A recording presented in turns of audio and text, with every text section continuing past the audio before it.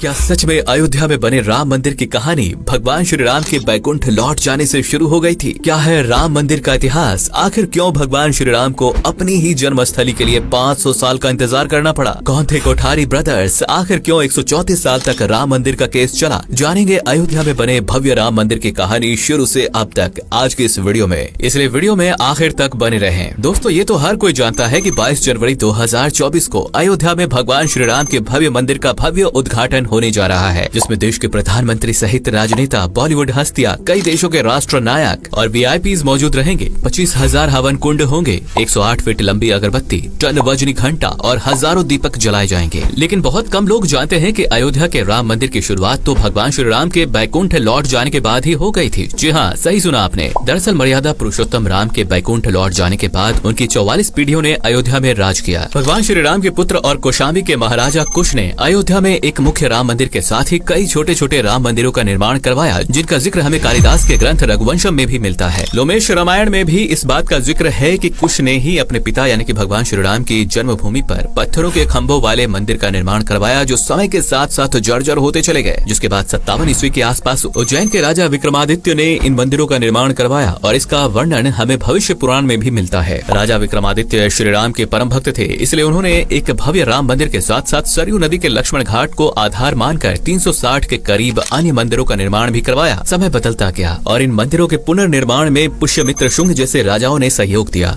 वहीं आधुनिक वैज्ञानिकों के मुताबिक 5वीं शताब्दी में अयोध्या एक बौद्ध केंद्र के रूप में विकसित हुआ था और तब इसका नाम साकेत पड़ा, जो अयोध्या राम जन्मभूमि का एक पौराणिक नाम भी है। अयोध्या में राम मंदिर का जिक्र चीनी यात्री फाहयान और ह्वेनसांग ने भी किया है। भगवान राम के मुख्य और अन्य मंदिर अस्तित्व राजा जयचंद के काल तक बना रहा, लेकिन पानीपत के युद्ध के बाद राजा जयचंद का अंत हो गया और उग्रवादियों ने काशी, मथुरा सहित अयोध्या में भी लूटपाट की। बावजूद इसके 14वीं शताब्दी तक अयोध्या राम मंदिर ने अपनी जड़ें मजबूत रखी, लेकिन 15वीं शताब्दी में बाबर ने भारत में कदम रखे और उसके आदेश पर बाबर के सिपहसालार यानी कि मंत्री मीर बाकी ने अयोध्या के राम मंदिर को तुड़वाकर वहां बाबरी मस्जिद का निर्माण करवाया। बाबरनामा के मुताबिक 1528 में बाबर ने अयोध्या राम मंदिर की जगह मस्जिद का आदेश दिया था। हालांकि अकबर और जहांगीर के शासन काल में हिंदुओं को यहाँ राम मंदिर की जमीन एक चबूतरे के रूप में सौंप दी गई थी, लेकिन कट्टर शासक औरंगजेब ने अपने दादा के सपने को साकार करते हुए अपने गवर्नर फिदाई खान को 1660 में ये आदेश दिया कि बाबरी मस्जिद को भव्य करवा दिया जाए, जिसके बाद हिंदुओं का वो चबूतरा भी समाप्त हो गया। हालांकि 1770 AD में राजा जय सिंह ने मस्जिद के बाहर जमीन देखकर एक चबूतरा बनवा देते हैं और वहाँ रामलला की मूर्ति स्थापित कर दी जाती है। यानी कि अब मुस्लिम तो मस्जिद के अंदर नमाज पढ़ते थे, जबकि हिंदू बाहर चबूतरे में श्री राम की पूजा। कई सालों तक ऐसा ही चलता रहा, लेकिन फिर 1853 में भारत के 14 सांप्रदायिक अखाड़ों में से एक निर्मोही अखाड़ा ने यह दावा किया कि यहाँ प्रभु श्री राम का मंदिर हुआ करता था, जिसे बाबर ने तोड़कर मस्जिद खड़ी की। लेकिन अब हम फिर से यहाँ राम मंदिर बनवाएंगे। निर्मोही अखाड़ा की बात सुनते ही मुस्लिम के बीच आग फैल गई और यहीं से शुरुआत होती है राम मंदिर को लेकर सांप्रदायिक दंगों की, जिसमें कई जगहों पर दंगे हुए, जिनमें कई लोग घायल भी हुए। अब ये विवाद और ज्यादा ना बढ़े, इसलिए अंग्रेज 1859 में चबूतरा और मेन मस्जिद के बीच फेसिंग डलवा देती है। 1885 तक ये तरीका काम करता है, लेकिन फिर फैजाबाद डिस्ट्रिक्ट में निर्मोही अखाड़ा के महंत यानी रघुवर दास राम मंदिर चबूतरे पर छतरी बनवाने के लिए याचिका दायर करते हैं, जिसे खारिज कर दिया जाता है। जिसके बाद तो हिंदू कम्युनिटी बुरी तरह से भड़क जाती है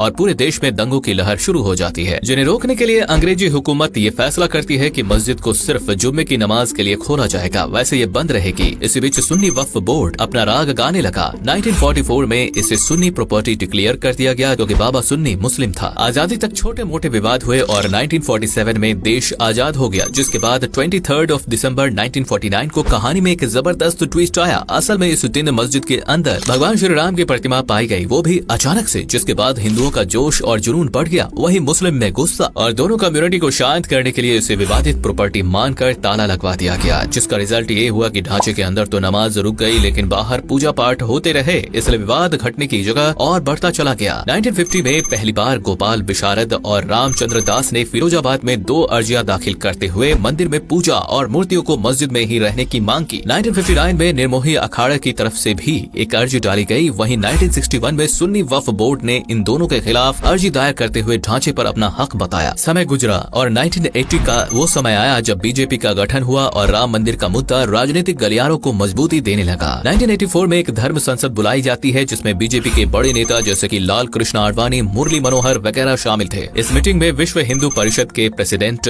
अशोक सिंघल कहते हैं कि राम मंदिर बनेगा और जरूर बनेगा और इसके लिए देश भर से ईंटें आएंगी। 1984 में ही इंदिरा गांधी की मौत के बाद सत्ता राजीव गांधी के हाथ में आती है और वो हिंदुओं को लुभाने के लिए 1 फरवरी 1986 को यूसी पांडे की याचिका पर मस्जिद से ताला हटवाने के निर्देश दे देते हैं। हालांकि ये फैसला मुस्लिम को कांग्रेस के खिलाफ कर देता है और 1989 में कांग्रेस सत्ता से बाहर हो जाती है और बीजेपी के सपोर्ट से वीपी सिंह प्राइम मिनिस्टर बनते हैं। इसके बाद 25 सितंबर 1990 को गुजरात के सोमनाथ से अयोध्या के लिए लाल कृष्ण आडवाणी जी राम रथ यात्रा का ऐलान करते हैं और यात्रा निकल पड़ती है, जिसे वीपी सिंह रोकना चाहते थे, पर वो जानते थे कि ऐसा करने से बीजेपी उनके खिलाफ हो जाएगी। वहीं मुलायम सिंह ने उत्तर प्रदेश में पूर्ण तालाबंदी कर रथ यात्रा को रोकने का फैसला लिया और बिहार में समस्तीपुर के डीआईजी को लाल कृष्ण आडवाणी को गिरफ्तार करने के आदेश दिए। हुआ भी कुछ ऐसा ही। यूपी के अयोध्या के लिए सभी बस और ट्रेन सेवाओं को रोक दिया गया, लेकिन कार चालक और कुछ पैदल लोग, कुछ गोताखोर सरयू नदी को पार करके अयोध्या तक पहुँचे। पुलिस फोर्स जितनी ज्यादा थी, राम भक्तों की भीड़ उससे भी 2 गुना, इसलिए पुलिस कुछ न कर सकी और राम भक्तों ने मस्जिद के ऊपर भगवा झंडा फहरा दिया, जिसके बाद पुलिस ने सरकार के आदेश पर फायरिंग शुरू की, जिसमें कई लोग मारे गए जबकि कई घायल हो गए। इन्हीं लोगों में शामिल थे कोठारी ब्रदर्स, जिन्हें एक घर से खींचकर पुलिस ने सामने से गोली मारकर मौत की नींद सुला दी। लेकिन मुद्दा यहाँ शांत नहीं हुआ और 2 नवंबर को फिर से झड़प हुई, मस्जिद में तोड़फोड़ हुई और इस दौरान भी कई लोग मारे गए। इसके बाद 6 दिसंबर 1992 को बीजेपी वीएचपी आरएसएस की तरफ से एक बार फिर रैली आयोजित की गई। पुलिस ने रैली को रोकने की कोशिश की लेकिन कामयाब न हो सकी और बाबरी मस्जिद को पूरी तरह से ध्वस्त कर दिया गया, जिसके बाद देश भर में सांप्रदायिक दंगे शुरू हो गए। मुंबई, सूरत, अहमदाबाद, दिल्ली सहित अयोध्या में भीषण बमबारी, मारपीट, ईंट पत्थरों की फिकाई होती है और 2000 से ज्यादा लोग इन दंगों की भेंट चढ़ जाते हैं, जिस वजह से केंद्र सरकार उत्तर प्रदेश में प्रेसिडेंशियल रूल लागू कर देती है। साल 2001 में बीजेपी पार्टी से अटल बिहारी वाजपेयी की सरकार बनती है। तब विश्व हिंदू परिषद केंद्र सरकार से अयोध्या में राम मंदिर के निर्माण की मांग करते हैं। साथ ही ये भी कहते हैं कि अगर आपसे नहीं हो रहा तो हमें बता दो, हम कर देंगे। 15 अक्टूबर 2002 को विश्व हिंदू परिषद ने सरकार से किसी भी तरह का जवाब न मिलने पर ये कर भी दिखाया था। मई 2011 में सुप्रीम कोर्ट ने मामले को देखा और हाई कोर्ट के फैसले पर रोक लगा दी। इसके बाद एएसआई मस्जिद के नीचे खुदाई करती है जहां राम मंदिर के सबूत थे। इसलिए 9 नवंबर 2019 को रंजन गोगोई समेत 5 जज की बेंच के द्वारा 2.77 एकड़ जमीन राम मंदिर ट्रस्ट को मंदिर बनवाने के लिए सौंप दी जाती है, जिसका मालिकाना हक केंद्र सरकार के पास ही रहेगा। वहीं सुन्नी वक्फ बोर्ड को 5 एकड़ जमीन कहीं और मस्जिद के लिए देने का फैसला लिया जाता है। इस तरह राम मंदिर के लिए जान गंवाने वाले राम भक्तों की जीत हो जाती है और ये विवादित जमीन का मामला हमेशा हमेशा के लिए सुलझ जाता है, जिसके बाद 5 अगस्त 2020 को अयोध्या में भव्य राम मंदिर की नींव रखी जाती है और फाइनली पूरे 500 साल के इंतजार, 138 साल कोर्ट में चले केस के बाद राम मंदिर बनकर तैयार हो चुका है। उम्मीद है राम मंदिर का ये इतिहास और हमारी ये वीडियो आपको पसंद आई होगी, इसलिए वीडियो को लाइक करके पेज को फॉलो करना बिल्कुल भी ना भूलें।